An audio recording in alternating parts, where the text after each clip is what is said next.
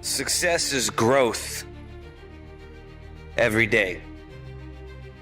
If you go a couple days without feeling like you've changed something, if you've gone a couple days feeling like you're kind of the same as you were yesterday, then you get disgusted and you get frustrated. Like a man who hasn't had a meal, you get frustrated and you desire that growth. The amount of suffering that you understand, the amount of pain that you've gone through makes you appreciate the happiness and the beautiful moments with much more intensity. Because you wouldn't have prayed like you pray had you not been hurt. You wouldn't love like you love had you not been hurt, because you know what it's like to hate somebody. So you refuse to go down that path. You know what it's like to be poor, and you know what it's like to work hard. And you will want so much for them to like you, and they just won't. And it'll break your heart. And that'll make your heart bigger and open your eyes, and finally you will realize that there's more to life than proving you're the smartest person in the world. So why haven't I grown today? Why didn't I grow yesterday? What kept me back? Did I go back into some sort of comfortable pattern? We're built to walk uphill. And when you reach the pinnacle of the hill, you want to stop and appreciate the vision, but the next thing you want is a higher hill in the distance, because it's the uphill climb that it's from the uphill climb that we derive our value. And I mean this technically. So almost all the positive emotion we feel, that's experienced in relationship to a goal. And so in some sense, you want a goal that you can never attain, right? So you can always move closer to the goal that recedes as you move towards it. You think, well, that's frustrating. It's like Sisyphus pushing the rock uphill. But it's not, because as you pursue that goal, you put yourself together and your life does get better and richer and more abundant. You want them to be above everything you're doing so you can continually move towards something that's more sublime and better. That's what you are. You're here to live, not to sleep. This whole thing about suffering, yeah, it sucks really bad, really, really bad. But we all live on this side of suffering, on this side, this nice box that's very comfortable, that we know when everything is going to happen. We're in it, it's good. We know how everything's going to turn out. It's those few people who are willing to go on this side of suffering. And once they get through that, ask him how he feels now. His mind, how far he grew. In that short period of time, he grew so much more than a normal person, because he was willing to go outside himself. Because on the other end of suffering is greatness.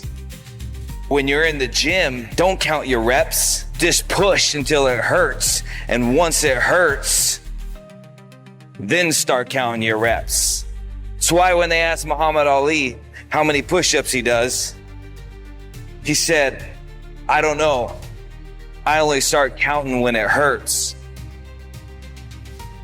So that's how we grow. That's how we succeed.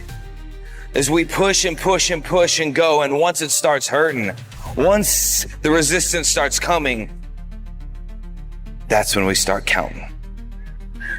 That's when we start to matter. Feelings has nothing to do with it. This is my dream. This is what I'm going to do. And I'm going to do the things that I don't feel like doing. I'm going to do the things I don't want to do. I'm going to do the things that don't come easy to me, that do not come natural to me. I'm going to get up and do it. You can't live your life on feelings. You cannot let your feelings dictate what you are or are not going to do today. You know, it doesn't get easy, my friend. Running 12 plus miles a day, doing 800 plus push-ups a day, lifting weights every single day, working 2 jobs, working out of my comfort zone at the club. But it's worth it. Because if you think it's about fitness, you're wrong. If you think it's about the money, you're wrong. Because it all goes back to one point. One important point, my friend. You don't get that fire inside to make it happen out there. So you go to the fire in here. Nothing should be easy. If it's easy, it's not going to be worth doing. So many people love to have the opportunity to find the easy way out and celebrate something that they never really worked hard to get. It gives you an opportunity to appreciate the challenges more, the letdowns, the failures. It gives you more ammunition so when you do eventually get to where you want to be, just in case that moment comes and you get knocked back down, you understand what it feels like, and you know you're not going to stay down for very long because you know what that ground feels like. The good news is that life does get easier as long as you continually force yourself to improve. There will come a time when it will seem as if your efforts have culminated to a final resting place that I like to call self-reliance. But it is actually just the place where things become effortless and every moment becomes a joy. It hurts when we're lifting these weights and we're trying to accomplish a goal. It hurts. It's painful. It's daunting. It's cumbersome. I don't want to do it. I'm sweating. I'm bleeding. I'm crying. I'm suffering. But after I've suffered, there is a reward. See, we spend too much time thinking about how bad it hurts instead of how good the future will be after the pain. And so after the blood, after the sweat, after the tears, after I've cried all I'm gonna cry, I want to use the pain to my advantage. I am shoulder to shoulder with everybody. They look and see, and then are quick to adjudge your ability. But they weren't there. They weren't there through the struggle. They weren't there through the sleepless nights. They weren't there through the pain. They weren't there through the trauma. They weren't there through the tears. They weren't there to pick you up. You did that. So what gives them the right? What gives them the right to judge you? They don't know your ability, my friend. They don't know what you're capable of. They don't know what you can do. So you find a way to push through. You find a way to keep going because nobody can tell you anything when you're the one who dragged yourself out the dark. When you're the one who dragged yourself back into the light, my friend. They have no business in your business. So you keep going.